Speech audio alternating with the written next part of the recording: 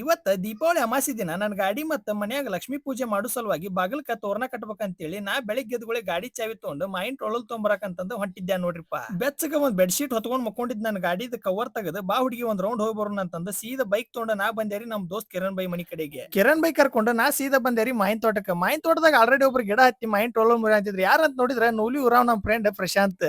ಬಾಳ ದಿನದ ಮೇಲೆ ಬೆಟ್ಟ ಆದ್ ನಮ್ ಫ್ರೆಂಡ್ ಪ್ರಶಾಂತ್ ಒಂದ್ ಹಾಯ್ ಹೇಳಿ ಗಾದ್ನ್ಯಾಗ ಗೊಂಜಾ ಹೊಲದಾಗ ಅಡ್ಡ ಬಿದ್ದು ನಾವು ಬಂದಿ ನೋಡ್ರಪ್ಪ ಮತ್ತೊಂದ್ ಮಾಯಿ ಗಿಡದ ಕಡೆಗೆ. ಗಿಡಕ್ಕೆ ಕೈ ಮುಗಿದು ಜೈ ಶ್ರೀರಾಮ್ ಅಂತ ಗಿಡದ ಮೇಲೆ ಹತ್ತಿ ಟೊಂಗಿ ಎಲ್ಲ ಹಾಳಾಗ್ಲಂಗ ಸುಕುಸ್ಮೈ ಮುರಿದು ಕೆಳಗ್ ಹೋಗದೆ ನೋಡ್ರಿ.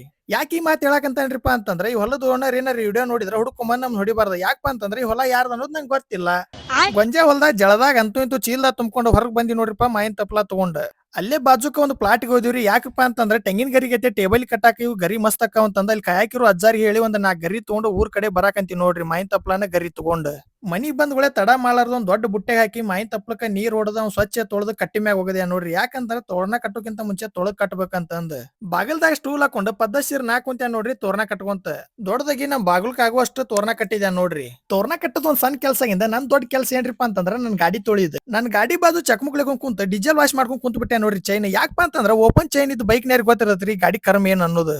ಎಲ್ಲಾರು ತಮ್ಮ ಗಾಡಿನ ವಾಟರ್ ಮಷಿನ್ಲೆ ತೊಳದ್ರ ನಾ ತೊಳ್ಯಾಕಂತಿದ್ದೆ ನೋಡ್ರಿ ಹೊಲ್ ಕೊಡಿ ಎಣ್ಣಿ ಪಂಪ್ಲೆ. ಯಾಕಪ್ಪ ಅಂತಂದ್ರ ಇದ್ರಲ್ಲೇ ಪೋರ್ಸು ಮಸ್ತ್ ಬರ್ತೈತಿ ತೊಗೊಂಡಿದ್ದಕ್ಕೂ ಯೂಸ್ ಆಕೈತಿ. ಮಸ್ತಾಗಿ 3.5 ತಾಸ್ ಕುಂತ್ಕೊಂಡು ಗಾಡಿ ಪಳ ಪಳ ಅನ್ನಂಗ್ ತೊಳೆದೇರಿ. ಯಾಕ ತೊಳೆದಿ ಟೈಮಿಗೆ ಕಡಿಮೆ ಅನಸ್ತಲ್ಲ ಹಿಂಗಾಗಿ ಹೊಟ್ಟೆ ಹಸ್ತಿತ್ತು. ಸೀದಾ ಒಳಗ್ ಬಂದ ಚಪಾತಿ ಹಚ್ಕೊಡ್ಲ ನಮ್ಮವ್ವ ಸೊಂಟಿಕಾಯಿ ಕಡ್ಕೊಂಡು ಮಸ್ತ್ ಕಟ್ಟಿ ಬಾರ್ದಾಕ್ರಿ ಭರ್ಜರಿಯಾಗಿ.